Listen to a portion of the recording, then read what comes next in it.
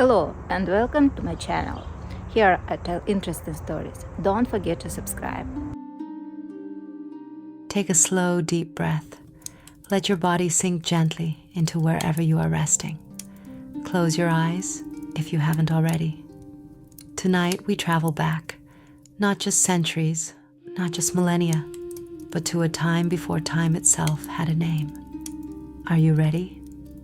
Then let us begin. Imagine, if you will, that you are floating, not falling, not rising, simply floating, in something that has no color, no temperature, no sound. There is no up, no down. There is no yesterday, no tomorrow. There is no you, and yet somehow you are aware. This is where our story starts. This is where everything starts. The ancient Greeks called it chaos, chaos.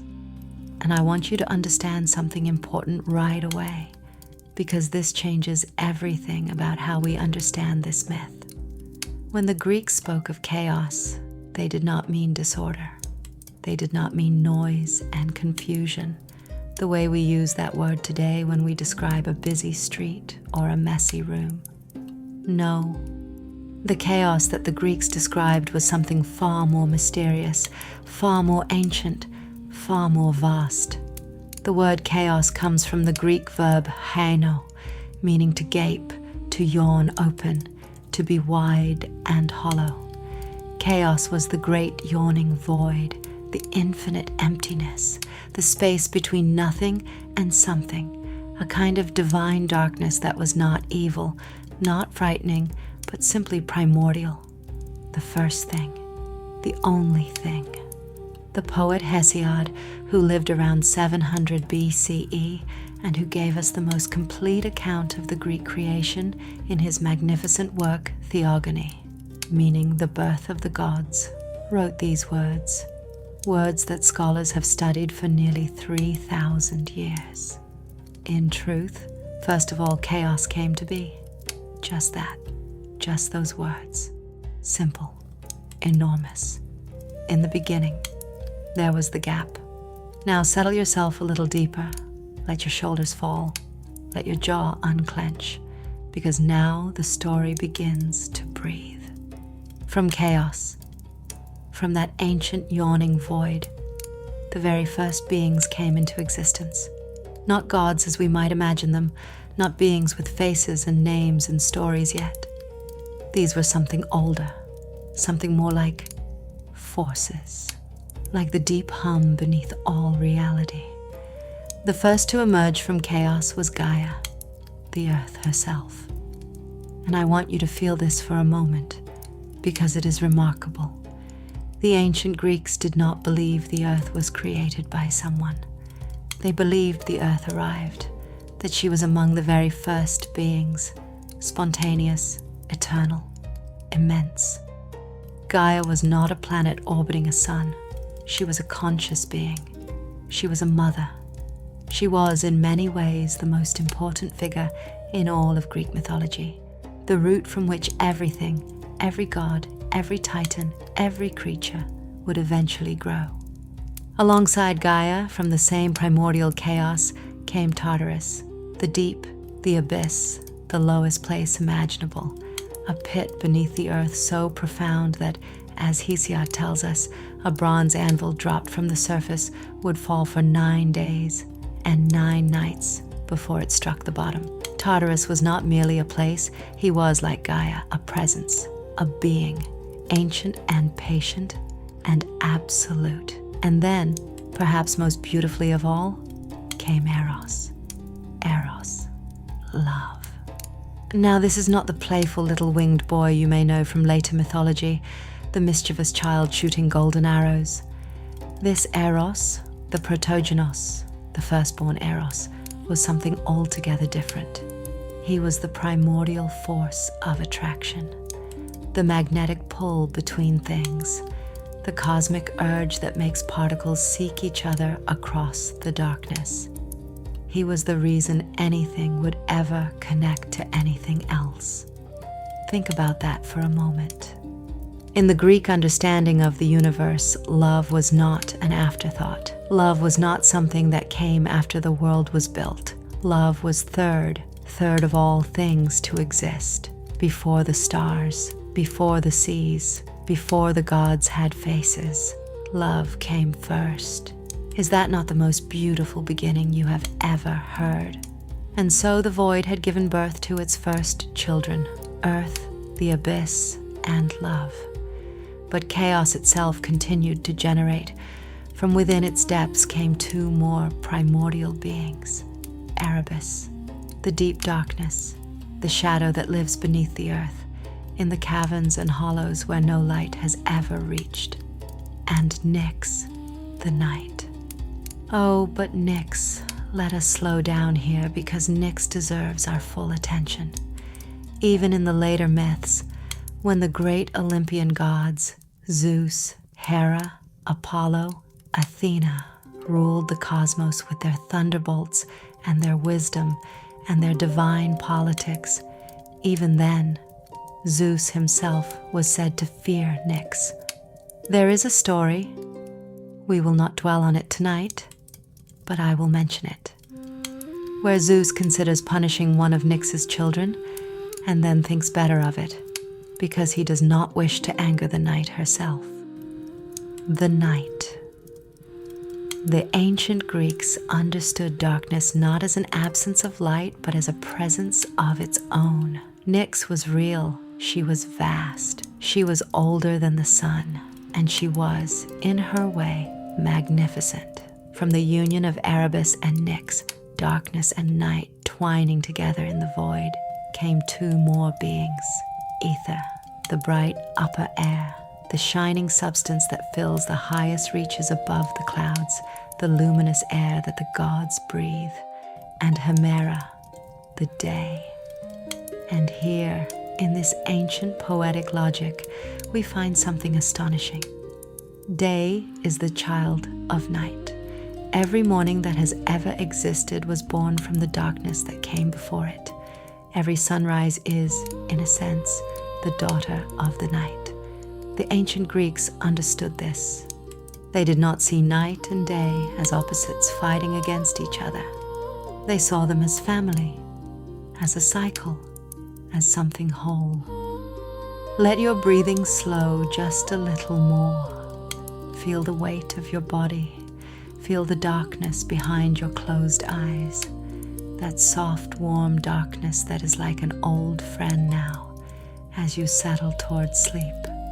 Now Gaia, the earth, the great mother, the most fundamental of all beings, was not content to rest in silence. And this is one of the things that makes Greek mythology so endlessly fascinating to me. As someone who has spent years studying these stories, the gods are never passive. They are never merely symbols. They are alive. They have desires and ambitions and grief and joy. Gaia looked around at the void and the darkness, and she felt something that might be described as loneliness, though it is a loneliness so ancient we can barely imagine it. And so entirely on her own, without any partner, without any assistance, she brought forth her first children. First came Uranus, the sky. Uranus arched himself over Gaia like a great dome, a canopy of stars and clouds and wind, and from the very first moment he loved her. He covered her completely, pressing close in every direction. Later mythology would describe this as a marriage, the marriage of earth and sky, and it would become the first great love story in the history of the cosmos. But before even Uranus fully existed, Gaia had also breathed into being the Aurea, the mountains, long, slow ridges of stone and earth rising from her body, her spine and shoulders breaking through the surface, becoming the peaks we might know today as Olympus, Parnassus, Ida, mountains as the earth's own bones. And then she brought forth Pontus, the sea. Not the tame, pleasant sea of summer holidays. Pontus was the deep sea, the ancient sea, the dark and fathomless water that surrounded the land like a living thing, shifting and breathing and immeasurably deep. Earth, sky, mountains, sea. The world was taking its first slow shape. Now I want to step back for a moment, as I often do with my students and with visitors when we discuss these myths, because there is something here worth understanding carefully. Hesiod was not simply making up a fairy tale. He was doing something that all ancient cultures did. He was trying to explain the world. He was answering the deepest questions a human being can ask. Why does anything exist? Where did it all come from? What is the relationship between the earth and the sky, the day and the night, love and darkness? And the answers he gave, and that his culture preserved and passed down for generations, these answers are not primitive or naive. They are profound. They reflect an understanding of the universe that sees everything as connected, everything as alive, everything as part of one great unfolding story. The modern physicist will tell you that in the beginning there was a singularity, a point of infinite density, containing everything that would ever exist, and that from this singularity everything exploded outward. The ancient Greek poet will tell you that in the beginning there was chaos, a yawning void, and from it the first beings emerged. Different languages, different vocabularies, but the same haunting question: how did something come from nothing? Neither the scientist nor the poet has fully answered it. And perhaps that mystery is part of what makes the night sky so beautiful to look at, so full of wonder, so restful in its way to contemplate before sleep. And so, as we close our first chapter tonight, let us rest for a moment in this first world. Imagine Gaia, vast and warm and patient beneath you, as she has always been, as she is right now beneath wherever you are sleeping. Feel her there, that solidity, that stillness. Above you, Uranus stretches, the deep dark sky salted with stars, arching from horizon to horizon, close and attentive. Night is his cousin, and Nyx has draped her dark cloak over the world gently, softly, so that rest can come. The mountains are silent. The sea breathes slowly, in and out, a rhythm older than any name. And Eros, love, is woven through everything, the invisible thread connecting all things to all other things. When we left our story, the first world had just taken its earliest shape. Gaia lay vast and patient beneath everything, her body slowly becoming meadows and stone, forest and soil. Above her, Uranus stretched his great starlit form across the sky, pressing close, never leaving her side. Between them, clouds gathered and rain fell for the very first time, warm, gentle rain that ran in thin silver lines down the new mountains and collected in hollows and valleys, slowly, slowly filling what would one day become rivers and lakes and the deep green places of the earth. It was, in every sense, a young world, tender, unfinished, full of a kind of raw, trembling potential that you can sometimes still feel on very early spring mornings when the air smells like wet soil and new grass and something you cannot quite name, that electric feeling of things about to become. And Gaia and Uranus, earth and sky, were in love. I want you to sit with that for a moment, because in the ancient Greek understanding of things, this was not a metaphor. This was not a poetic way of saying that the earth and sky coexist. This was a real love, vast, physical, all-encompassing. Uranus covered Gaia completely, from every direction, at every moment. He never withdrew. The Greeks described this as his constant embrace, the sky pressing down against the earth, the clouds as his breath against her surface, the rain as his tenderness made tangible. And from this love, from the deep, continuous, world-spanning union of earth and sky, came the first great family of divine beings that the Greek world would ever know, the Titans. Now, the word Titan carries a certain weight in our modern ears. We use it to mean something enormous, something powerful beyond ordinary measure, a titan of industry, a titanic effort, a titanic ship. And in this we are not far from the original meaning. The Titans were immense. They were ancient. They were the first gods in any recognizable sense. Beings with personalities, with desires, with relationships and rivalries, and the full complicated inner lives that make mythology so endlessly compelling to study. Gaia bore 12 Titans in total, 6 sons and 6 daughters. And I want to introduce them to you carefully because each one carries within their name and nature a piece of the world itself. Among the sons were Oceanus, Coeus, Creus, Hyperion, Iapetus, and the youngest, Kronos. Among the daughters were Theia, Rhea, Themis, Mnemosyne, Phoebe, and Tethys. 12 beings of immense divine power, born one by one from the union of earth and sky, each one carrying in their very nature some aspect of the world's deep structure. Oceanus, whose name the Greeks connected to the great river they believed encircled the entire earth, was the god of all flowing water.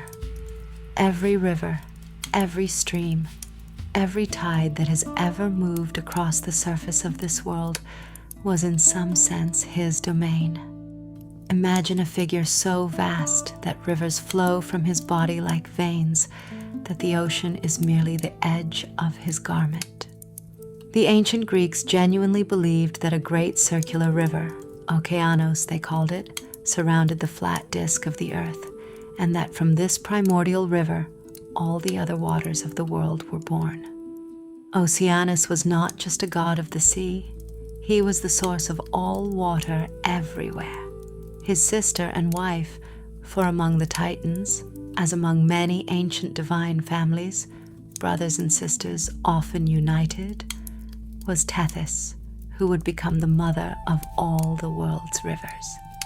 3,000 sons, the ancient sources tell us, each one a river god. 3,000 daughters, each one a spring or stream or tributary. When you stand beside any river in the world, the Nile, the Thames, the Ganges, the Mississippi, you are, in the Greek understanding, standing beside one of the children of Tethys. The water moving past your feet has a divine mother. It is part of a family older than the mountains that it carves. Then there was Hyperion, whose name means the one above, or he who goes before the sun, and his radiant sister Theia, whose name simply means divine or goddess, as though she were so bright, so luminous, that no more specific description was needed. From Hyperion and Theia would eventually come Helios the sun, Selene the moon, and Eos the rosy-fingered dawn. But that is a story for a later chapter. For now, they existed simply as 2 brilliant titans, shining with a light that had not yet found its full expression, carrying within themselves the seeds of every sunrise and every moonrise that would ever come. There was Mnemosyne, memory, one of the most quietly important figures in all of Greek mythology. She was not a goddess of war or love or thunder. She was the goddess of remembrance, of the ability to hold the past inside the present, of the human and divine capacity to learn from what has come before. Later, Zeus would lie with Mnemosyne for 9 nights, and from those 9 nights would be born the 9 muses, those divine sisters who inspire all art and poetry and music and history and astronomy. Every poem ever written, every song ever sung, every story ever told is, in the deepest Greek sense, the grandchild of memory. Without Mnemosyne, there would be no mythology at all. There would be no Hesiod, there would be no story tonight being told to you across thousands of years. And Themis, divine law, divine order, the deep rightness of things, not human law, not the laws written on stone tablets by kings and magistrates, but the older, more fundamental law, the law that says the sun must rise in the east and set in the west, that seasons must follow one another in their proper order, that there are consequences to actions, that certain things are simply wrong in a way that precedes any human judgment. Themis was this principle made divine. She would later become one of Zeus's consorts, and she would bear him the Horae, the goddesses of the seasons and of time, and the Moirai, the fates themselves. But even before all of that, she existed as a Titan, ancient, impartial, absolute. I tell you all of this because I want you to understand something about how the ancient Greeks saw the world. Every force they saw operating in reality, water flowing downhill, the sun crossing the sky, the way memory works, the way laws hold society together. They did not see these as mechanical processes, as simple physics, as cause and effect in a cold and impersonal universe. They saw them as persons, as beings with histories and relationships and feelings. The river has a god because the river is alive. Memory has a goddess because memory is sacred. Order has a divine form because order is not an accident. It is something that has to be maintained, something that can be broken, something that must be protected. This is not naivety. This is, in its way, a profound form of reverence. But of all the Titans, and here our story begins to darken slightly, as all the best stories do before they find their way to light, the most significant was the youngest, the one who would change everything. Kronos, the youngest son of Gaia and Uranus, and the most dangerous. Now let me tell you something about Uranus that we have not yet discussed, because it is important, and because it will explain much of what comes next, for all his tenderness toward Gaia, for all the rain he sent, and the clouds he breathed, and the stars he wore across his great body. Uranus was afraid. He was afraid of his own children. The Greeks had a word for this particular kind of fear, the fear a ruler feels toward those who might one day surpass or replace him. It is a fear as old as power itself. And Uranus, for all his divine magnificence, was not immune to it.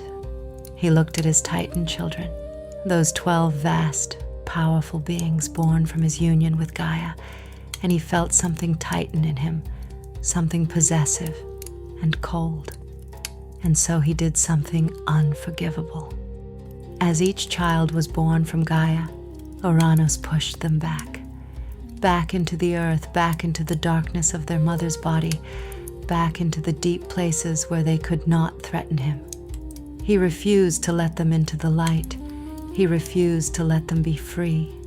The great mother of all things, the patient and enduring Gaia, was forced to carry her children inside herself long after they should have been born into the world, and the weight of this, the pain of this, was immense. Imagine it. Not as a distant myth, but as something felt. The children pressing against the inside of the earth, unable to emerge. Gaia heavy with them, unable to release them. The sky pressed down upon her, refusing to lift. The claustrophobia of it, the injustice. The slow building pressure of something that needs to be born but cannot be. Gaia endured this for a long time, and as she endured it, something grew in her. Not rage, exactly. Something older than rage. A deep, tectonic grief that eventually, inevitably, became resolve. She went to her children, those she could reach in the darkness inside herself, and she asked them a terrible question. She held in her hand, as she approached them, something she had made herself. From the gray flint of her own bones, from the adamantine stone deep within her body, she had fashioned a great sickle, a curved blade, long, sharp, cold. She offered it to her children in the darkness, and she said, in words that Hesiod preserves across 3,000 years, "Children, if you are willing, we might punish your cruel father." Silence from the children. The weight of what she was asking settled over them like the sky itself. And then one voice answered, Kronos, the youngest, the last born. The one pressed deepest into the earth and therefore perhaps carrying the greatest anger. He stepped forward from the darkness and took the sickle from his mother's hands, and his voice was steady when he spoke. "Mother," he said, "I will do it." Now I want you to notice something here. Something I always point out when I am guiding visitors through this story, because it illuminates so much about Greek mythology. Kronos is not presented as a hero in this moment. He is not a savior. He is brave, yes. He is decisive. But there is something in him, something in the way he takes that sickle, something in the calmness of his acceptance that tells us this act will not come without consequences. In Greek myth, the liberation of one generation always comes at a cost. The freeing of the Titans from Uranus' cruelty is real and necessary and right. But the method of that freedom carries a darkness within it. Violence, even justified violence, leaves a mark on the one who performs it. This is not a simple story of good triumphing over evil. It never was. This is a story about cycles, about the way power moves from one generation to the next, about the terrible pattern that will repeat itself again and again before something finally breaks it. But that night, or whatever passed for night at the beginning of the world, Gaia laid her plan carefully. She placed her son in the darkness where Uranus would come to embrace her, as he always came, every night, covering the earth with his body and his stars. And Uranus descended. He came as he always came, with all his vast attention, all his starlit tenderness, pressing close to the earth he loved. He did not know what waited for him in the darkness. He did not see the sickle. He did not hear his youngest son crouching in the shadow, waiting. And then Kronos struck. I will not linger on the details. This is a story for sleep, not for alarm. But the ancient Greeks were quite specific about what happened. And what happened was this. Kronos wounded his father with the great curved sickle, and from that wound fell drops of blood upon the earth, and where the blood fell, new beings were born. From the drops of Uranus' blood that fell upon Gaia grew the fearsome Erinyes, the Furies, the goddesses of vengeance, who would pursue murderers and oath-breakers across the world for all eternity. They rose fully formed from the red-stained soil, dark-winged and implacable, their hair made of serpents, their eyes filled with a cold fire that does not go out.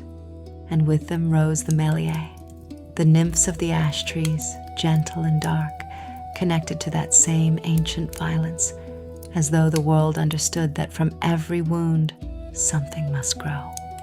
And something else fell into the sea, into the body of Pontus, the ancient deep water. And from that too something was born, slowly, foam gathering around it, white and churning, until from the sea foam itself a figure emerged. But that birth, that extraordinary, impossible, heartbreaking birth, belongs to a later chapter. For now, know only this. Uranus was defeated, wounded and diminished. He withdrew from Gaia at last. He rose higher into the sky, further from the earth than he had ever been. And as he went, they say he cursed his son. He called him Titan. And in his voice the word meant something terrible, something like straining one or overstretcher, implying that Kronos had reached beyond what was right, had taken what was not his to take, and would one day pay for it. The curse drifted upward with Uranus into the high, cold air, and the Titans were free. They emerged from the earth one by one, blinking in the strange new light of a world that had not yet learned what a proper sky should look like. Vast beings, powerful beyond measure, stepping out into the open world for the first time. They stretched, they breathed, they looked at each other across the new landscape and understood gradually that the world was theirs now. And Kronos stood at the center of it all, the sickle still in his hand, his father's curse still hanging in the air above him, and he was the ruler of everything. This was the beginning of what the Greeks called the Golden Age, the first great age of the world, a time the ancient poets described with an almost unbearable wistfulness, as though looking back at something irretrievably lost. Hesiod writes of it with such longing that even reading his words today, nearly 3,000 years after he set them down, you can feel the ache in them. In the Golden Age, the world was gentle. The Titans ruled, and under their rule, human beings, or at least those first proto-humans who existed in this mythological time, lived without labor, without sorrow, without war. The earth gave forth her fruits freely. There was no winter, no hunger, no disease. People lived and died peacefully, like those who drift into sleep. And when they died, they did not vanish. They became spirits, guardians of the living, presences in the world that watched over and protected those who came after. It sounds like paradise. And in the Greek telling, it was, at least on the surface. But beneath the golden surface, something was already shifting. Something in Kronos had changed the moment he took that sickle. The act that had freed his brothers and sisters had also shaped him into something new, something watchful and tight and afraid, because somewhere in the back of his vast divine mind, he remembered his father's curse. He remembered that Uranus had predicted, in his wounded fury, that what Kronos had done to him, what a son had done to a father, would one day be done to Kronos in turn, by his own child. And so the great king of the Titans, this magnificent, powerful golden being who ruled over the most perfect age the world had ever known, lived with a splinter of fear lodged deep in his divine heart. And a splinter of fear left long enough in any heart, whether divine or human, will eventually fester into something much more dangerous. But that darkness, that terrible blossoming of Kronos' fear into action, is the story of our next chapter. For now, let the Golden Age wash over you gently. Let it be what it was for the brief, luminous moment it lasted. Imagine a world without winter, without hunger, without war. A world where the earth gives everything freely, where the Titans walk slowly through forests that have never been cut, across meadows that have never been plowed, beside rivers that have never been dammed. It is quiet there, profoundly, beautifully quiet. The kind of quiet that surrounds you right now as your breathing has grown deeper and slower, as the story has carried you further and further from the busy surface of your day, down into the warm and ancient depths where sleep is waiting. The Golden Age is ending even as I speak of it. That is the nature of golden things. They catch the light for a moment, perfect and brilliant, and then the light shifts. But the ending is not yet. For now, there is only the warm earth beneath you, and the vast sky above, and the long, slow breathing of a world that is still, for one more moment, young. The Golden Age did not end all at once. This is something I think is important to understand about the way Greek mythology moves through time. It does not lurch from one era to the next the way a door slams shut. It shifts. It drifts. It changes the way a season changes, so gradually that you cannot point to a single morning and say, Here is where autumn became winter. Here is where the warmth left. For a long while, and we are speaking of a span of time so immense that human calendars have no units adequate to measure it, Kronos ruled well. Or at least, he ruled. The world was abundant. The Titans moved through their domains with the slow certainty of mountains. Oceanus sent his rivers curling across the landscape in every direction. Hyperion carried his radiance across the sky. The earth was full and green and generous, and Kronos himself, that complex, magnificent, deeply flawed being, took as his queen the Titaness Rhea. And if there is one figure in this chapter who deserves your full attention, your full sympathy, your full and unhesitating compassion, it is Rhea. Rhea, whose name some scholars connect to the Greek word for flow, for ease, for the effortless movement of things in their natural course. She was in many ways the great mother of the Olympian age, not because she was without power, but because the love she carried was so vast and so ferocious that it would ultimately reshape the entire cosmos. She was warmth and tenderness and absolute devotion made divine. She was also, for the most painful period of her existence, completely powerless to protect the things she loved most. But I am moving ahead of myself. In the beginning, Kronos and Rhea were simply together, king and queen of the golden world, rulers of the most beautiful age the earth had ever known. And they were, in whatever way such ancient beings experience such things, content. The world was theirs. Their siblings moved through it in peace. The humans who existed in this mythological time lived their gentle golden lives beneath the warm sky, without grief or hardship. Everything was, on the surface, as it should be. But the surface of things and the truth of things are rarely identical. Deep inside Kronos, in whatever part of a divine being corresponds to the place where we keep our most private fears, the words of his father's curse continued their slow, quiet work. You will remember that as Uranus withdrew wounded into the high, cold sky, he had spoken over his youngest son a prophecy so precise and so terrible that it could not be mistaken for anything other than what it was. He had said that Kronos would be overthrown by his own child, just as he, Uranus, had been overthrown by Kronos, that the cycle of fathers and sons would turn, that what had been done would be undone in the same coin it had been paid. Kronos had heard this, had held it in himself through all the years of his golden reign, and the longer he held it, the larger it grew. This is the nature of certain fears. They do not diminish with time. They do not fade when the sun is shining and the world is prosperous and nothing has gone wrong yet. Instead, they grow roots.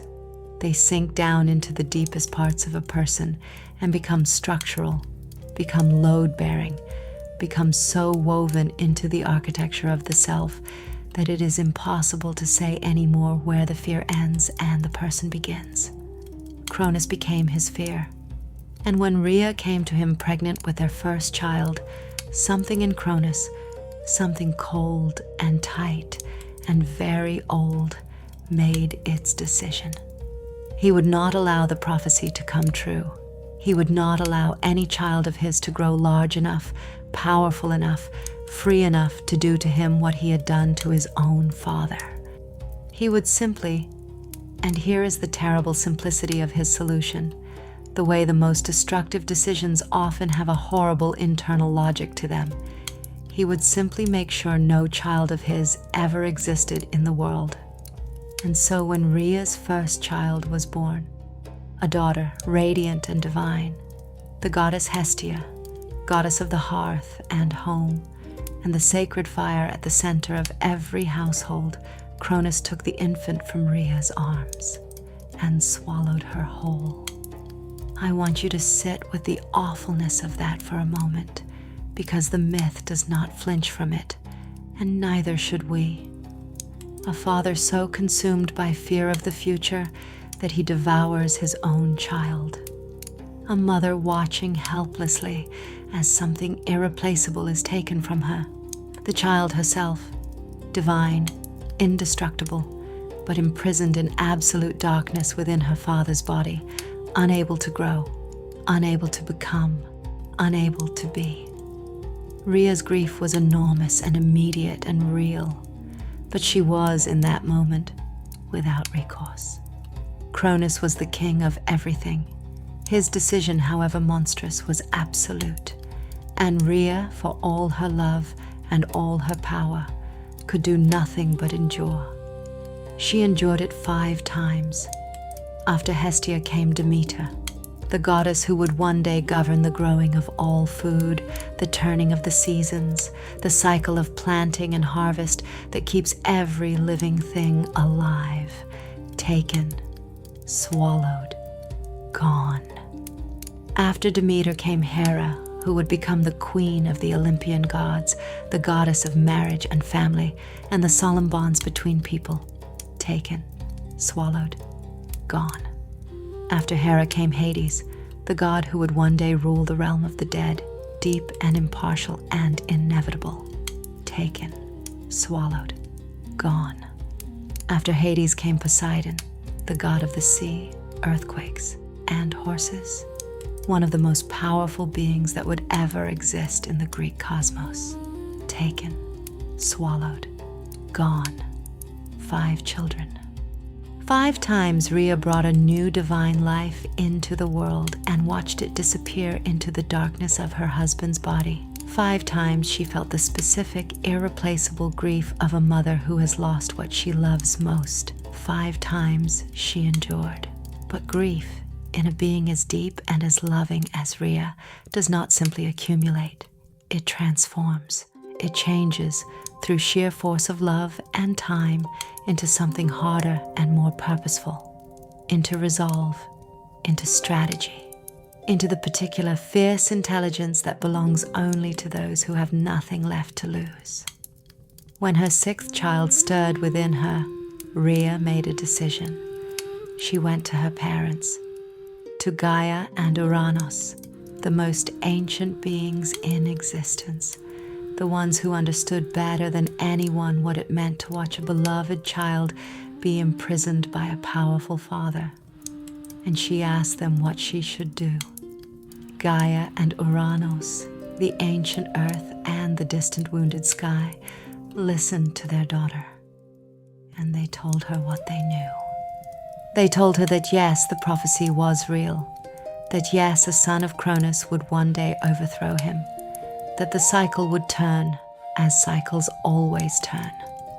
But they also told her something else, something that gave Rhea what she needed most in that moment. They told her where to go. They told her of an island, Crete, that ancient mountainous island in the middle of the warm sea, and of a deep cave within its rocky heart where a child might be hidden, kept safe, allowed to grow. They told her of the Kurites, those mysterious divine attendants who would guard the cave and drown out the cries of an infant with the clashing of their shields and spears so that Kronos would not hear. And they told her something else entirely, something so simple and so audacious that it takes a moment to appreciate its brilliance. They told her what to wrap in swaddling clothes and offer to Kronos in place of the child. A stone, just a stone.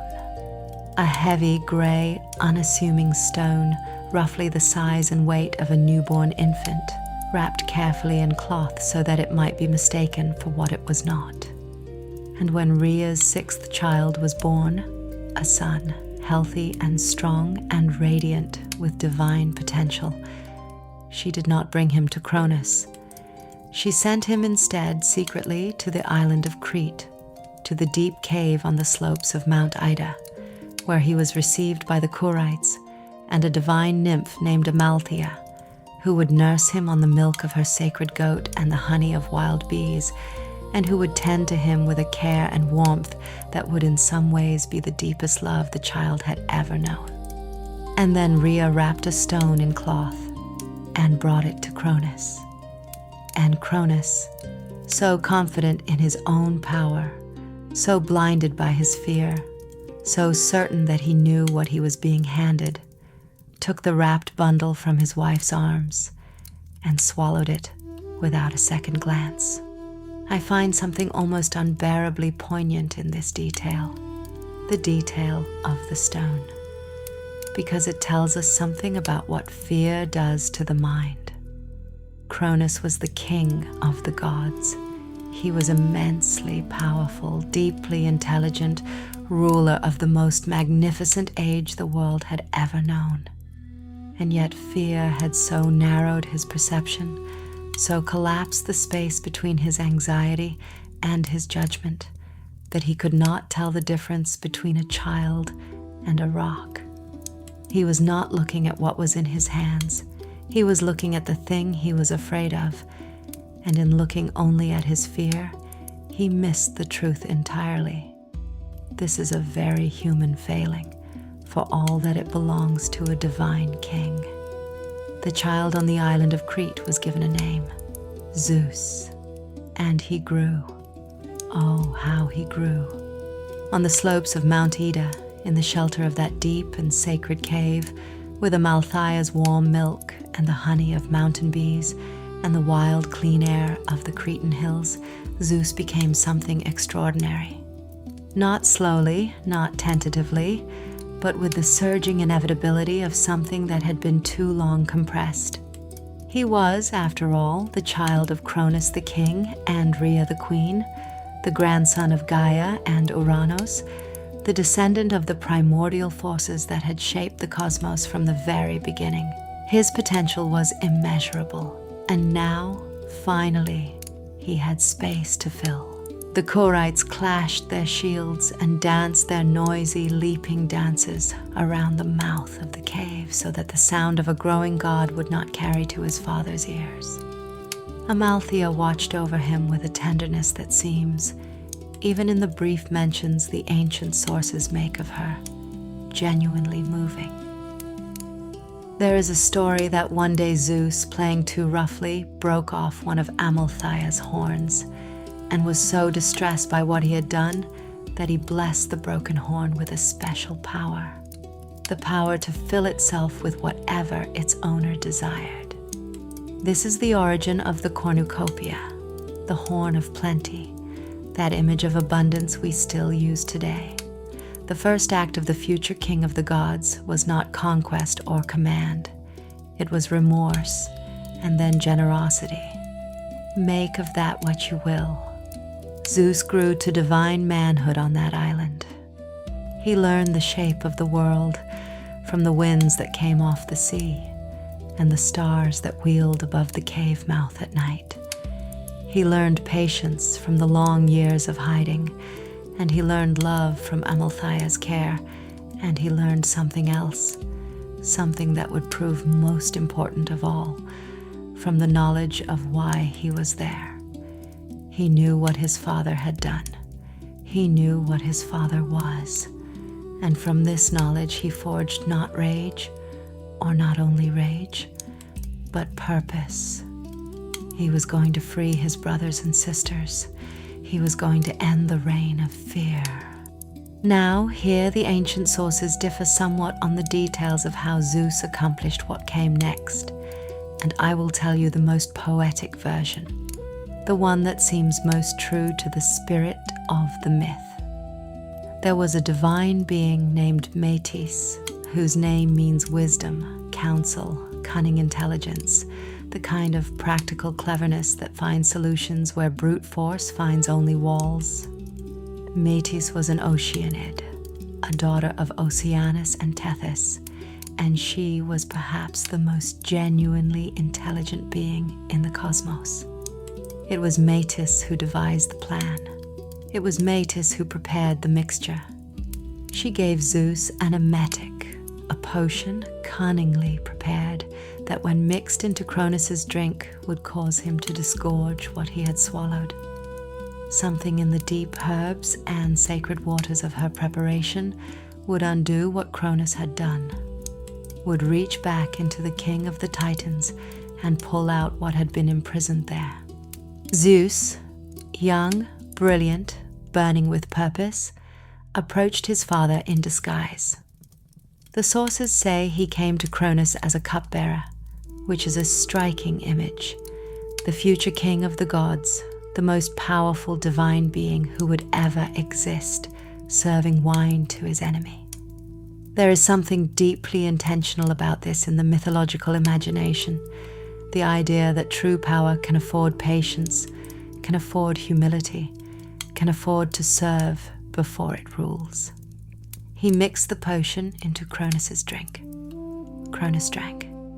And then, in one of the most dramatic moments in all of Greek mythology, a moment that must have been extraordinary to hear told aloud around a fire on a dark night 3,000 years ago, Kronos began to vomit. First came the stone, the heavy grey stone that Rhea had wrapped in swaddling cloth, that Kronos had swallowed so carelessly all those years ago, that had sat in the darkness of a divine king's body as silent testimony to his own blindness. It came out first, and where it landed, on the slopes of Mount Parnassus, the ancient sources say, at a place called Delphi, it was set upright as a sacred object, an omphalos, a navel of the world. People would make pilgrimages to see it for centuries. And then came the gods. Poseidon emerged, radiant and furious, smelling of deep seawater, even here in the upper world. Hades came out dark and implacable, blinking in light he had not seen since the first moments of his existence. Hera emerged blazing with a dignity that seemed untouched by everything she had endured. Demeter came out with a grief in her eyes that would eventually become the seasons themselves. And last came Hestia, the firstborn, the first swallowed, the one who had spent the longest time in that lightless imprisonment. And she emerged quietly, without drama, and simply looked around at the world she had been kept from with an expression of absolute, unshakable serenity. They were all there, all 5 of them, alive, divine, and free.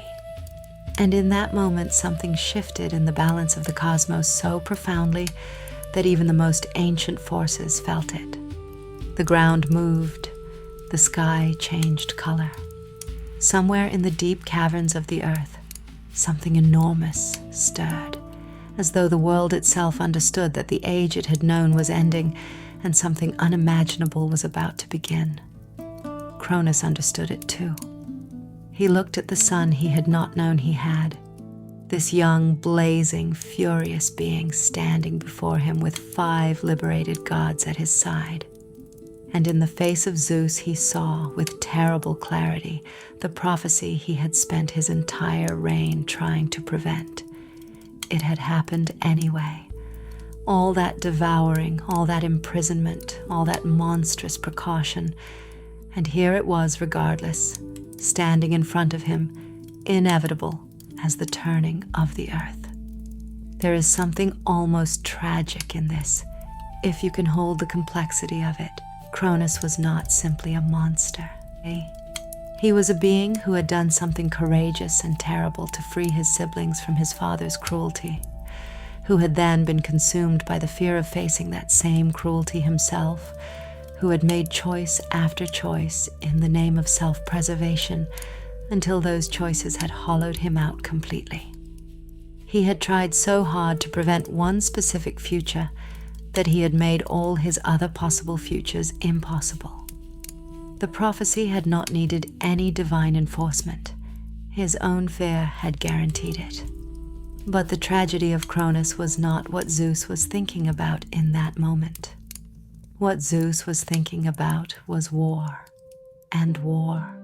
The great war between the Titans and the Olympians. The Titanomachy.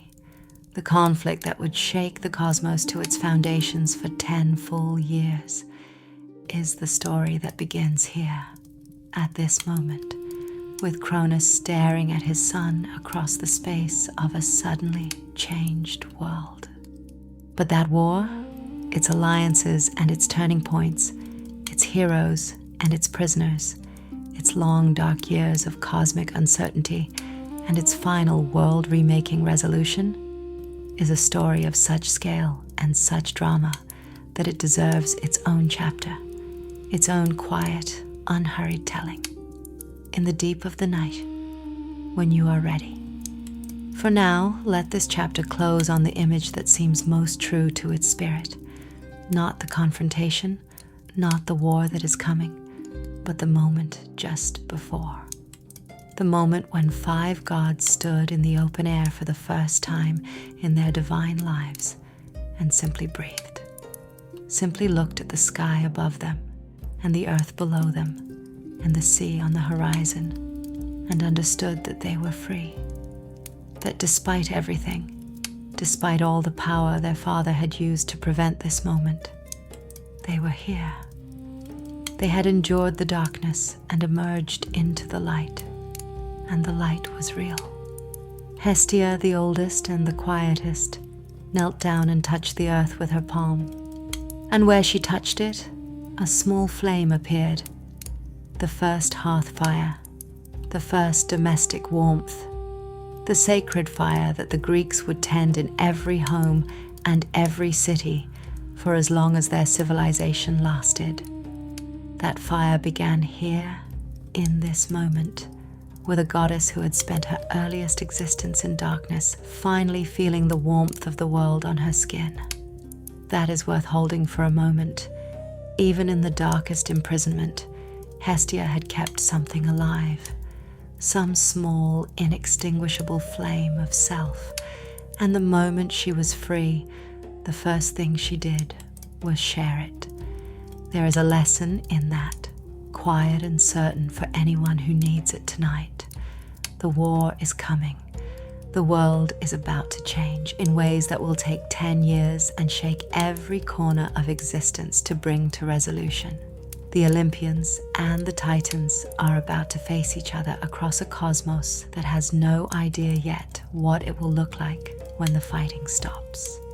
But tonight, in the last moment before all of that begins, there is just this, a small flame, the warmth of open air, 5 gods who endured the dark and found their way to light, and a young king who grew in secret on a sunlit island, eating honey and listening to the sea, becoming the thing his father feared most, not because he was cruel, but because he was free. Before we enter the war, and we will enter it gently, the way you might enter cold water on a warm day, gradually until the temperature becomes its own comfort, I want to tell you something about the nature of the conflict that is about to unfold. The Greeks called it the Titanomachy. Titan, you know that word now. And machi comes from the Greek mache, meaning battle, conflict, the meeting of opposing forces. It is the same root that gives us logomachy, a battle of words, and monomachy, single combat. The Titanomachy was simply the battle of the Titans, the great cosmic war between the old order and the new, between Kronos and his generation, and Zeus and his, between the divine family that had ruled the world through the Golden Age and the divine family that would rule everything that came after. It lasted 10 years. 10 years in divine time, which is not 10 years in human time, which is to say it was not 10 turnings of the seasons as you and I would count them, but something vaster and more geological, a conflict that shook the mountains and boiled the seas and changed the shape of the world in ways that are still visible today, if you know how to look. Every deep earthquake, every undersea volcanic ridge, every place where the landscape seems to carry some ancient scar or upheaval. The Greeks would say, the Titanomachy was here. The world still carries its marks. But I want to begin not with the fighting itself, not yet, but with the gathering. Because before any great conflict, there is always the question of who stands where. And the alignment of forces in the Titanomachy is more interesting, more morally complex, more genuinely surprising than the simple narrative of young gods overthrowing old ones might suggest. When Zeus emerged from his years on Crete, radiant, purposeful, burning with the particular clarity of someone who has spent a long time in preparation for a single necessary thing, he did not immediately have an army. He had himself, and he had his 5 newly liberated siblings, and he had the ferocious loyalty of Rhea, their mother, and he had the deep, ancient support of Gaia, who had wanted to see Kronos' reign ended almost as long as it had existed. But Kronos had 11 other titans, vast, powerful, ancient beings who had ruled the world for the entirety of the Golden Age and who had no particular reason to welcome the end of their authority. And beyond the 12 titans themselves, there were the titans' own children, powerful second-generation divine beings who had grown up in the golden world and who, for the most part, sided with their parents. Zeus needed allies. And here is where the story becomes something more interesting than a simple generational conflict, because the allies Zeus found came from the most unexpected places, from the darkest, most forgotten, most deliberately buried places in the entire cosmos. He went underground. You will remember, from our very first chapter, from the deep beginning of everything, that Gaia had given birth not only to Uranus and Pontus and the Titans. She had given birth to other children as well, children so strange, so immense, so overwhelming in their physical nature that Uranus had refused to allow them into the world at all. He had pushed them back into the earth, not into Tartarus, as some sources say, but into the deep places of Gaia herself, and kept them there, imprisoned, for the entirety of his reign and for all the long years of Kronos' golden age as well. These were the Cyclopes, 3 brothers, sons of Gaia and Uranus, each with a single great eye at the center of his forehead. Their names were Brontes, Steropes, and Argus, thunder, lightning, and bright. And they were master craftsmen of an order that has never been equaled before or since. They worked with metal and fire and the deep energies of the earth itself, and what they made was not merely functional, but divine, infused with power that went beyond anything available to ordinary beings. And alongside the Cyclopes, also imprisoned in the deep places of the earth, were the Hecatoncheires, whose name means the 100-handed ones. 3 brothers again, Cottus, Briareos, and Gyges, each one possessing 50 heads and 100 arms, and not symbolic arms, not metaphorical arms, but 100 actual limbs, each capable of hurling a boulder the size of a small mountain. They were, in purely military terms, the most devastating physical force in existence. They were also, by all accounts, entirely on the side of whoever freed them. Kronos had kept them imprisoned, just as Uranus had before him. He had maintained their captivity, not because they had done anything wrong. They had done nothing at all. They had simply been born in a form that power found frightening, but because he was afraid of what they might become if released. If this sounds familiar, it should. The cycle of fearful rulers imprisoning those they cannot control runs through Greek mythology like a dark river. emerging again and again in different forms. Zeus went down to them. He went into the deep places where they had been kept for so long that they had almost forgotten what light looked like, and he brought them food, ambrosia, and nectar, the divine sustenance of the gods. And he sat with them in the darkness, and he made them a promise. He would free them completely and permanently if they fought alongside him. The Cyclops and the Hecatonchires agreed immediately, with the wholehearted gratitude of beings who have waited in darkness for a very long time and have just been offered light. And the Cyclops, in their gratitude, gave gifts. To Zeus they gave the thunderbolt, that devastating weapon of lightning and divine fire that would become his most defining attribute, the symbol of his authority for the rest of eternity.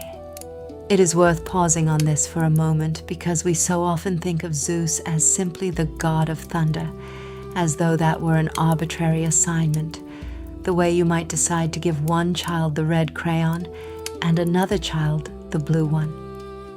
But in the mythological understanding, the thunderbolt was not given to Zeus because he was in charge.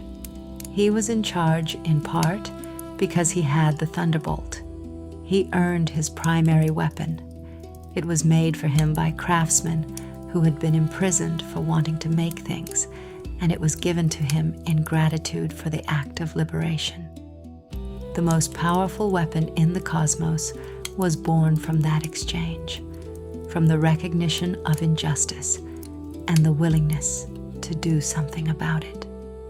To Poseidon, the Cyclopes gave the trident, that three-pronged spear of absolute authority over water and earthquakes, which would become as definitive of Poseidon as the thunderbolt was of Zeus.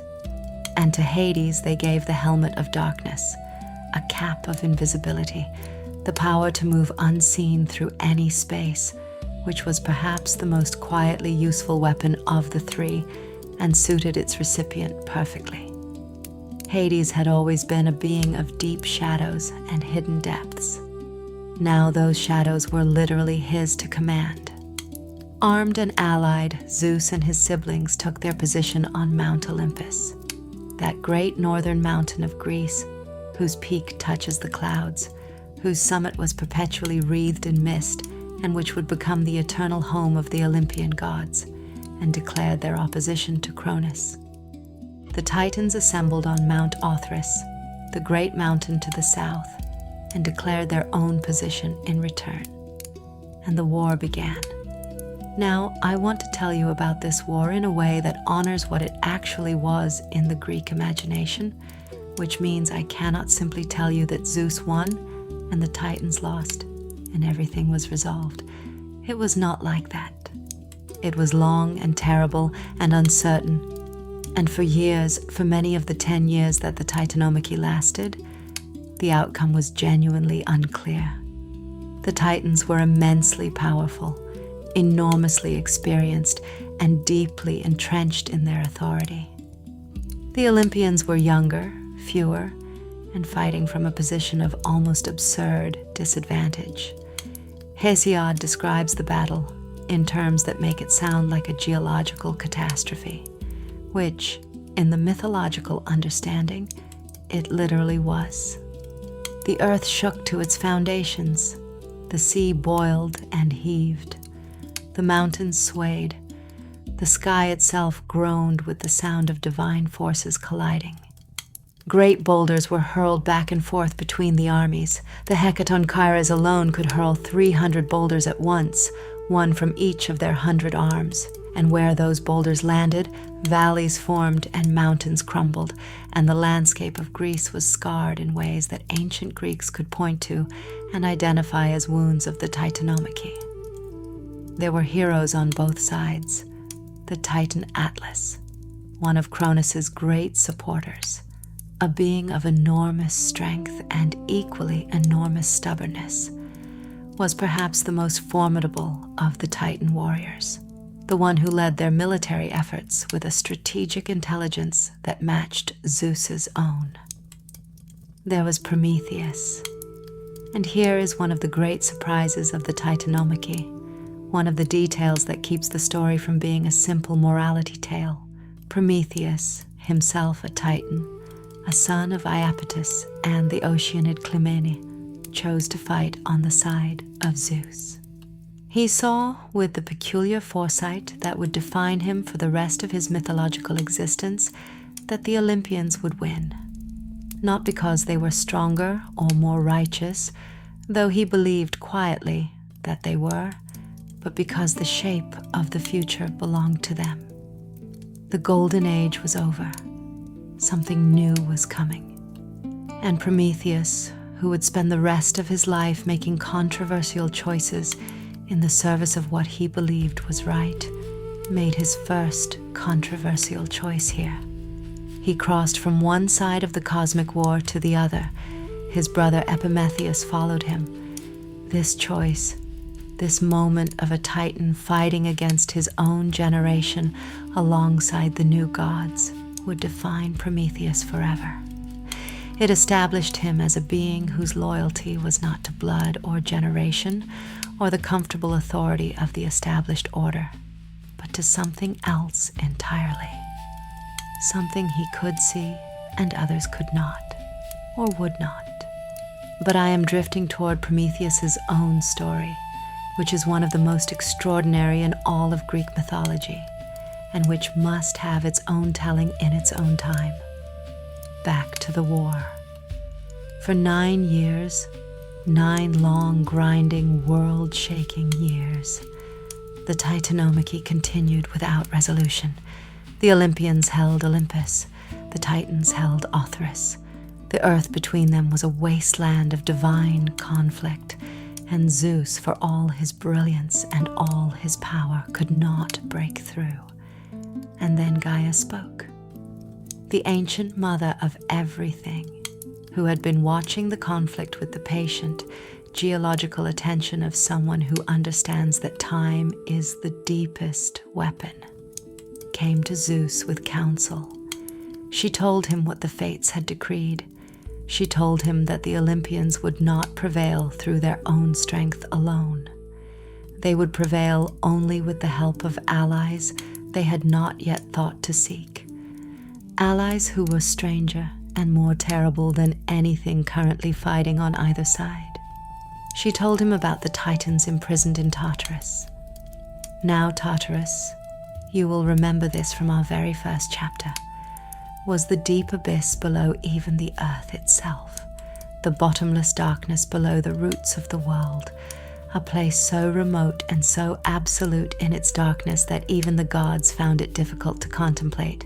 It was not the underworld, that came later, but something older and more fundamental, a prison of first resort. And in Tartarus, imprisoned there by Kronos at the very beginning of his reign, were certain beings of immense and terrible power. Not the Cyclopes and Hecatonchires. Zeus had already freed them from their shallower imprisonment. These were others, darker, stranger, the remnants of the first chaos, beings who existed at the boundary between order and the absolute absence of order. Zeus descended into Tartarus.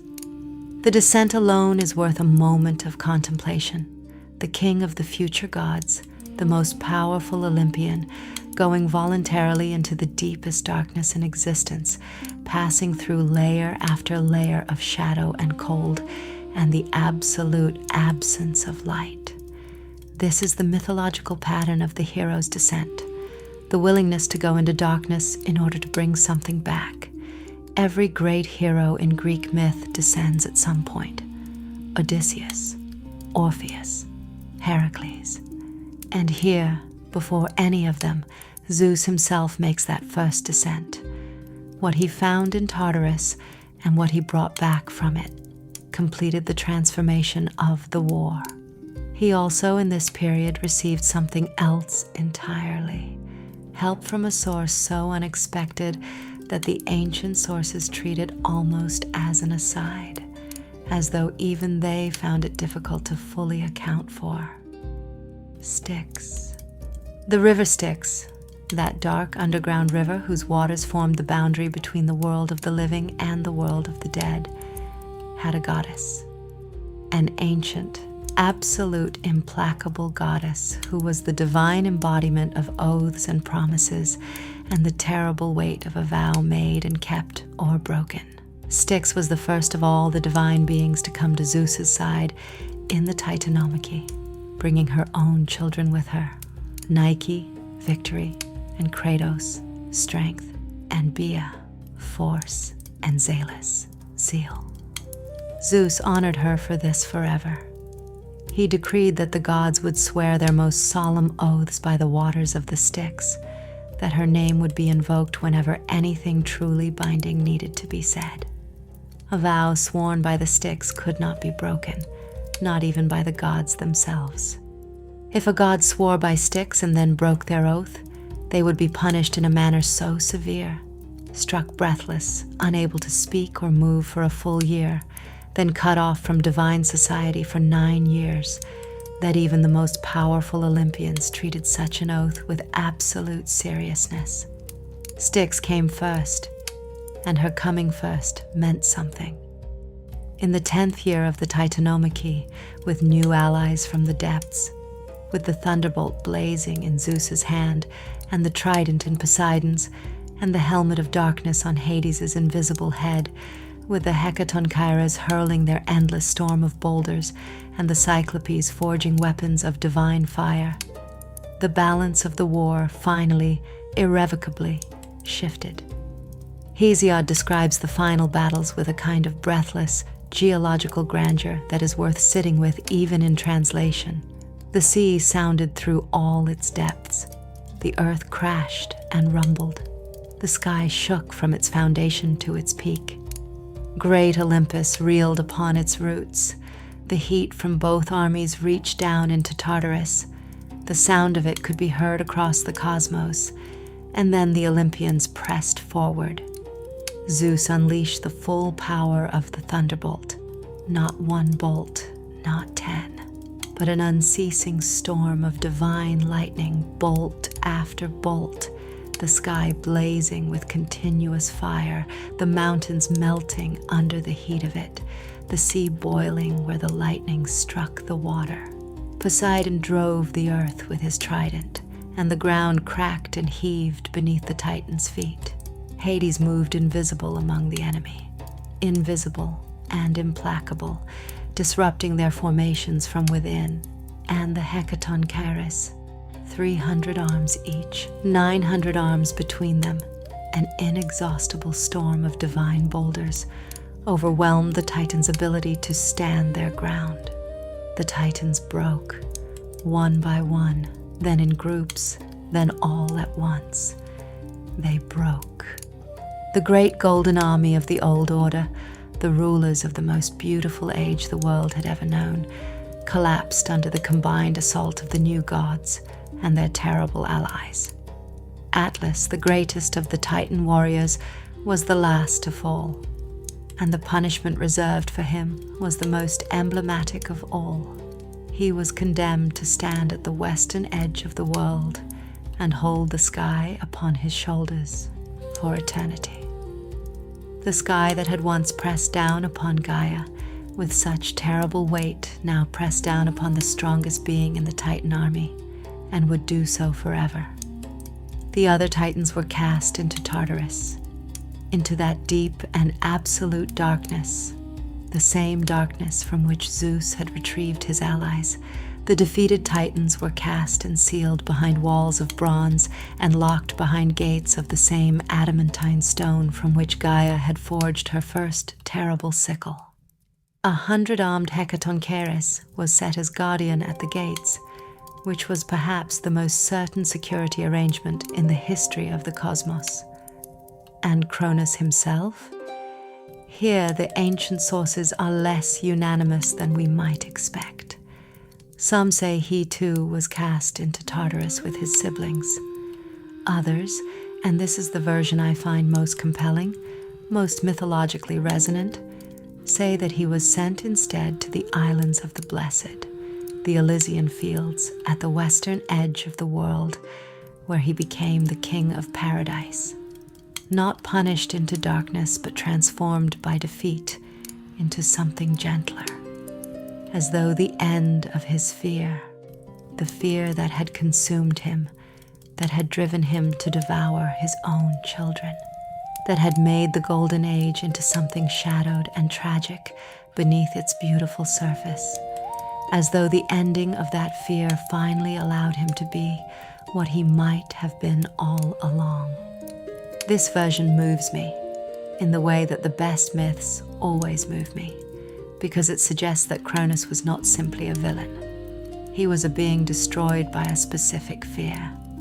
And in the myth's most merciful telling, what happens when that fear is finally, definitively defeated is not punishment but peace. He became the serene king of the paradise of the dead. Make of that what you will. The war was over. The world had been remade. Olympus stood clear and bright above the clouds, and the 12 Olympians, Zeus, Hera, Poseidon, Demeter, Hestia, Hades, and the children who would soon join them, stood at the summit of all things and looked out across a world that was theirs to govern.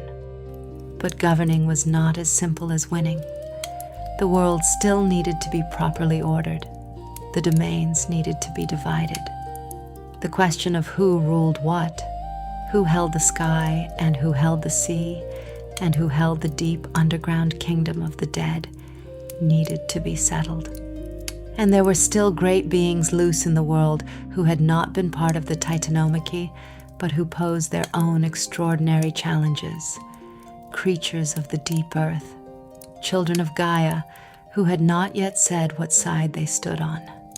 And there was still the matter of humanity, those fragile, brief, astonishing beings who had existed in golden ease through the age of the Titans, and who now stood at the beginning of a new age, uncertain of what it would require of them and what would be required of it in return. All of this, the division of the world, the rise of the Olympian order, the first great encounters between the new gods and the powers they had not yet faced, is the world that the next chapters will enter. But tonight, let the war rest. Let it settle into the deep past where it belongs, into that geological layer of mythological time where the world-shaking things go when they are finished, when they become not ongoing catastrophes, but completed events, things that happened, things that made the world what it is. The mountains are standing again. The sea has calmed. The sky has stopped shaking. Somewhere on Olympus, the new gods are gathered around the first divine fire, kindled, as all sacred fires are kindled in the Greek understanding, from the flame that Hestia carries in herself, that she has carried since before she could remember, that survived even the darkness of her father's body and emerged into the open world unchanged. That fire is burning now, steady and warm and absolutely certain of itself, the same certainty that is available to you right now in this quiet moment in the dark. You do not need to fight any war tonight. The wars that needed fighting have been fought. The worlds that needed remaking have been remade. You have arrived at the still point after the storm, the moment when the sky has cleared and the mountains are solid and the fire is burning, and there is nothing required of you except this. The morning after the war ended was the quietest morning the world had ever known. Not silent. The world is never truly silent, and this world especially, so recently shaken by 10 years of divine conflict, was still settling into itself. The deep earth was still adjusting to the new weight it carried. The sea was still finding its new level. The mountains that had swayed and shuddered were becoming still again, one slow geological breath at a time. Birds that had gone quiet during the conflict were beginning, tentatively, to remember their songs. But quiet, yes. a profound, enormous, bone-deep quiet, the kind that follows great upheaval and means not the absence of sound, but the presence of peace. The kind of quiet that has weight and texture, that you can feel against your skin. On the summit of Olympus, the 12 gods who would define all of Greek religious imagination for the next several thousand years stood together and looked out across a world that was theirs to tend. I use that word deliberately. Tend, not own, not dominate, not exploit, but tend in the way a gardener tends a garden, or a shepherd tends a flock, or a parent tends a child. The Olympian understanding of divine authority, at its most idealistic, was not about power for its own sake, but about the maintenance of order in a cosmos that was always, underneath its beautiful surface, tending toward chaos. The gods held things in their proper shapes. They maintained the relationships between forces that would otherwise fly apart. They were, in the best understanding of their function, the principle of form itself, the reason that water flows downward and fire rises upward, and the seasons follow each other in their appointed sequence. But before any of that could begin, there was a practical matter to resolve. The world needed to be divided. This is one of my favorite moments in all of Greek mythology, because it is handled with such disarming simplicity. You might expect that the division of the cosmos, the assignment of who rules what domain for all of eternity, would involve elaborate divine negotiation, complex hierarchies of authority, perhaps a great assembly at which all the gods spoke and debated, and eventually reached a consensus through some divine legislative process. Instead, they drew lots.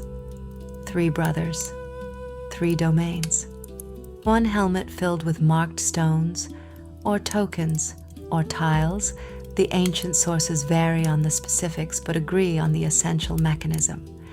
And the helmet passed from hand to hand, and each brother drew 1 token, and the world was divided on the basis of chance, or something that looked like chance.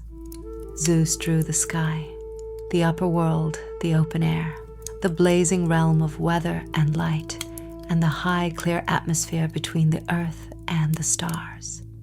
The thunderbolt already in his hand seemed to confirm what the lot declared. This was his domain, this blazing upper world, and he was suited to it completely. Poseidon drew the sea, all of it, every ocean and every sea and every river and every underground lake and every source of every spring, the vast moving world of water that covers most of the earth's surface and governs the weather and the fertility of the land and the safe passage of every vessel that has ever been built. The trident in his hand resonated with the draw, as though the weapon itself had already known. Hades drew the underworld, the deep realm of the dead.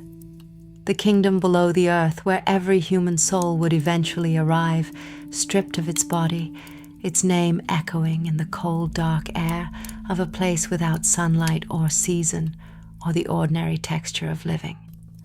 The realm that no living being goes to willingly, and from which, with very few, very specific, very costly exceptions, no one returns.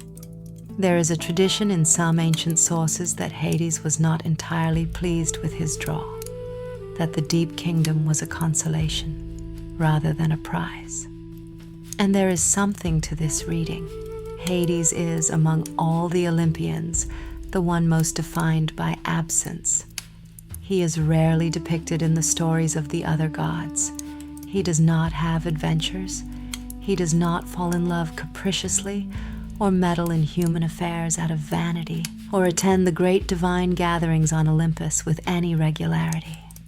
He is simply there, in the deep dark, ruling his vast and silent kingdom with an absolute impartiality that the Greeks found both just and terrifying.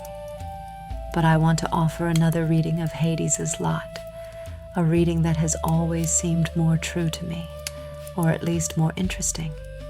Because Hades, in the Greek understanding, was not simply the god of death.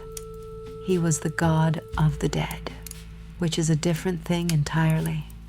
He was the ruler of every soul that had ever lived, every hero and every shepherd, every king and every slave, every person who had ever walked the earth and loved and suffered and made something of their brief time in the light. All of them came to him eventually. All of them were under his care. He was, in this reading, the most populous ruler in the cosmos. He governed more subjects than Zeus and Poseidon combined.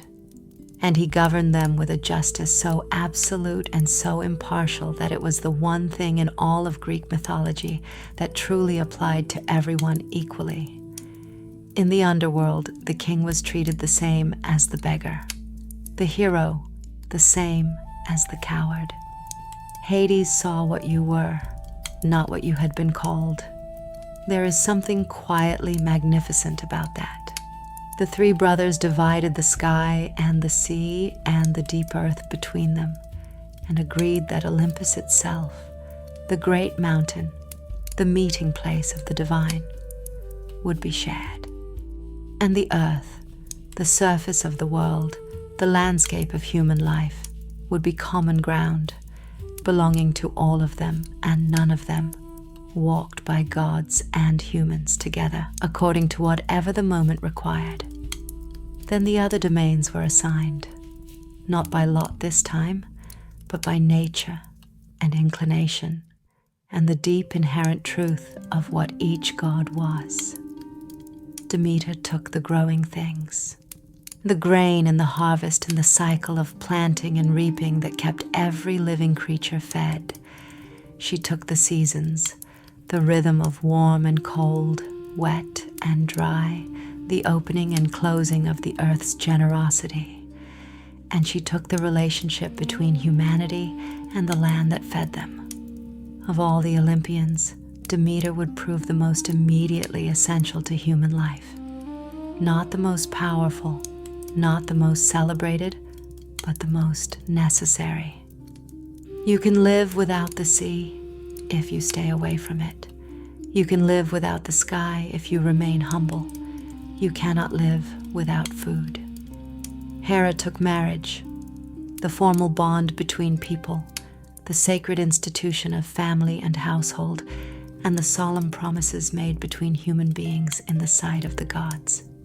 She took also the role that would simultaneously define and confine her for the rest of her mythological existence, the role of Zeus's queen, the ruling goddess of Olympus, a being of immense dignity and power, who would spend the majority of her stories navigating the particular difficulty of being partnered with the most powerful and most frequently unfaithful being in the cosmos.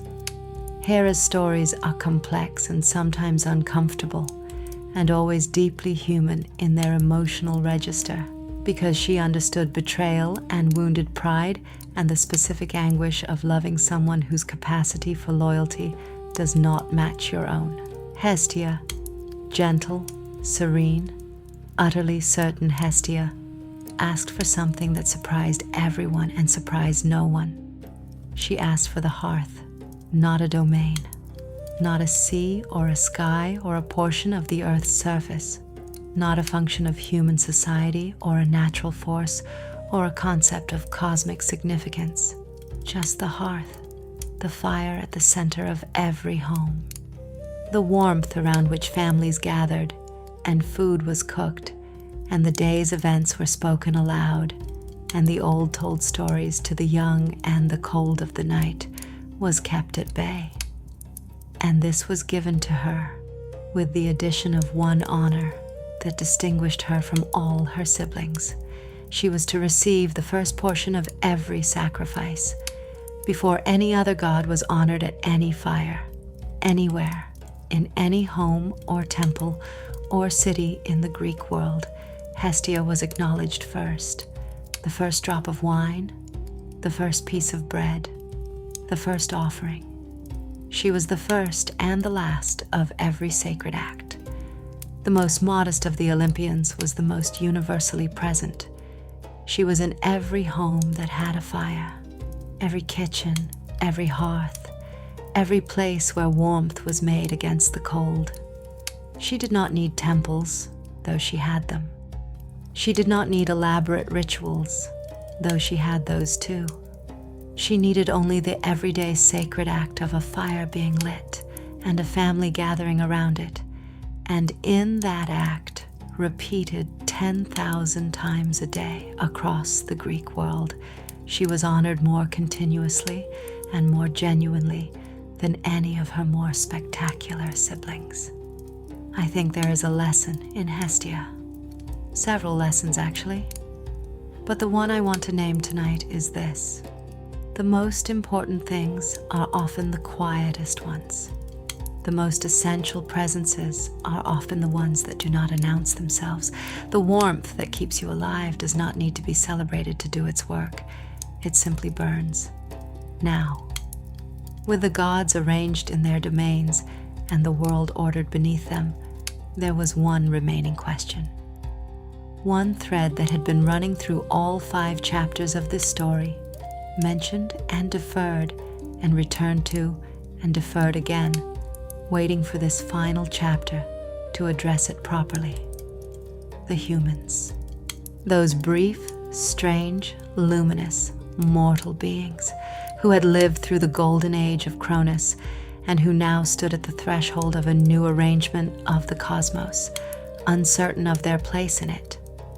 The Greeks told many stories about the origin of humanity, how people first came to be, what their relationship to the gods was meant to be, what responsibilities ran in each direction. And all of those stories are different, and all of them are true in the way that myths are true, which is to say they are true about the things that matter rather than the things that can be measured.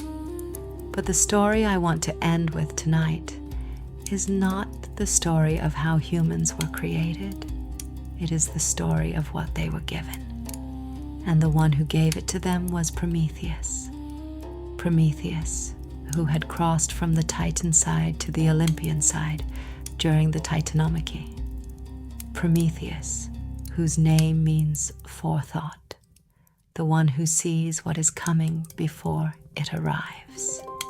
Prometheus, who had the particular gift of understanding what humans were and what they needed and what the world owed them, and who had the particular courage to act on that understanding, even when it put him in direct conflict with the most powerful being in the cosmos. In the new Olympian order, fire, divine fire, the sacred fire that was also the fire of civilization, the fire that allowed humans to cook food and forge metal and warm themselves through winter and fire clay into pottery and smell ore into tools and generally do all the things that distinguished human life from animal life. Fire was a possession of the gods. The Olympians had it. Humanity did not. There are different accounts of why this was and of exactly what Prometheus did about it. Some sources say Zeus had deliberately kept fire from humanity as a way of maintaining the proper distance between mortal and divine, the appropriate hierarchy of the cosmos. Others suggest it was simply an oversight. The gods had many things to attend to in this new arrangement, and the specific question of what the humans had and did not have had not yet been fully considered. What all the sources agree on is what Prometheus did. He stole fire. He went up to Olympus, or to the chariot of the sun in some versions. The specific source varies. And he took a coal of divine fire and carried it down to the human world, hidden inside the hollow stalk of a fennel plant. A simple, ordinary plant, unremarkable. The kind that grew everywhere in the Mediterranean landscape. Inside its thick, hollow stalk, a coal could be carried without burning the carrier. Prometheus walked down from the divine realm with fire hidden in a fennel stalk and gave it to humanity. And with it, he gave them civilization. Everything that follows from fire, the cooking of food that made nutrition more available and therefore health more possible, the forging of tools that made agriculture and construction and craft possible, the warmth that made habitation in cold climates possible, the light that extended the productive hours of the human day beyond sunset, the sacred fire that made ritual possible, and therefore the relationship between humans and gods more formal and more sustained. All of it follows from that single act. Prometheus gave humanity its future with a coal carried in a fennel stalk. Zeus was furious. The details of Zeus's anger and Prometheus's punishment are one of the great stories in all of mythology. The story that generated Aeschylus's trilogy and Percy Shelley's poem and Mary Shelley's novel and countless other works across 3,000 years of engagement with this particular myth. Prometheus was chained to a rock. An eagle came every day to eat his liver. Because he was divine and therefore could not die, the liver regrew overnight, and the eagle returned the next morning. The punishment was designed to be eternal. And Prometheus, and this is what makes him one of the most compelling figures in all of mythology, perhaps in all of literature, did not recant, did not apologize, did not suggest that he had been wrong or that he regretted what he had done. He held his position with a dignity so absolute and so unwavering that the punishment for all its horror could not diminish him. He had given humanity fire. He believed it was right, and he endured the consequences of that belief with a completeness that is genuinely, uncomplicatedly heroic. He was eventually freed by Heracles, that great hero of the later age who killed the eagle and broke the chains. But that is a story for another time. Tonight I want to stay with the image of the fire, the coal in the fennel stalk, the small warm light being carried down from the divine world into the human one, being placed in human hands, being offered with the full understanding of what it would cost the giver as a gift. Because that is, in the end, what this entire long story has been about. Not the wars, not the power, not the dramatic overthrow of one divine order by another. Those things happened, and they matter, and they made the world the shape it is. But they are not what the story is about. The story is about what gets carried through the darkness. Gaia carried it through the weight of Uranus and the silencing of all her children. Rhea carried it through 5 acts of devastating loss that would have broken a lesser being. The Olympians carried it through 10 years of cosmic war and genuine uncertainty about whether they would survive. Prometheus carried it literally in a fennel stalk through the boundary between the divine world and the human one. A small flame, passed from hand to hand through darkness and difficulty and the long patience of things that refuse to be extinguished. And now it is in your hands, not metaphorically, or not only metaphorically. There is a fire in you, warm and small and absolutely steady, that has been burning since before you can remember, and that will go on burning in ways you cannot yet predict. The things you love, the things you make, the warmth you offer to the people who come close to you. These are your portion of the flame that Prometheus carried down from Olympus, that Hestia tended in every hearth, that has been burning at the center of human life since the very beginning of the story. You carry it in everything you do. And tonight, right now, in this quiet, in this dark, in this particular moment of rest between one day and the next, you do not have to do anything with it. You do not have to tend it or protect it or feed it or demonstrate it to anyone. You can simply let it be there, warm and steady and entirely your own, while you sleep. It will still be there in the morning. It is always still there in the morning. This is where the story rests, though not where it ends, because the Greek mythological imagination does not end, not really. From here, the stories multiply and branch and deepen.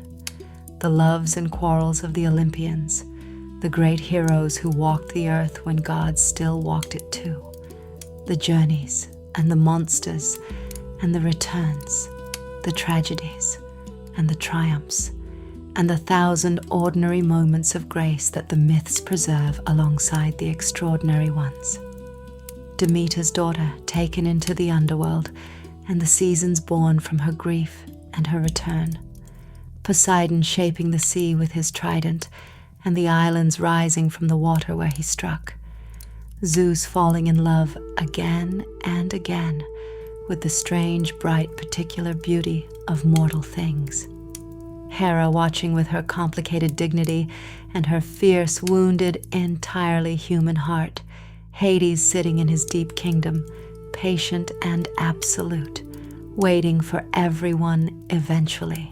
Prometheus on his rock, his liver growing back each night, his refusal to break as steady as a mountain.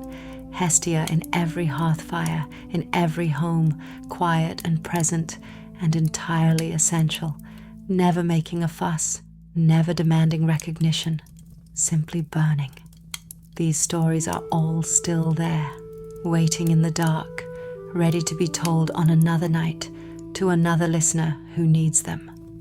But for tonight, for this particular night, in this particular quiet, we have come to the end of the beginning. The world has been made. The gods are in their places. The fire is burning. And you are here, in the warmth, in the dark. Your breathing slow and even, your body heavy and held, the long, complicated day behind you, and the long, complicated tomorrow still hours away, and in between. This, just this, the quiet, the warmth, the small, steady flame of you burning without effort, burning without you having to do anything about it at all. Let your eyes be still. Let your thoughts slow down to the pace of deep water, moving, always moving, but slowly, without urgency, without destination. The story is complete. The world is made. You are here in it. That is enough. That has always been enough. Sleep now. Good night.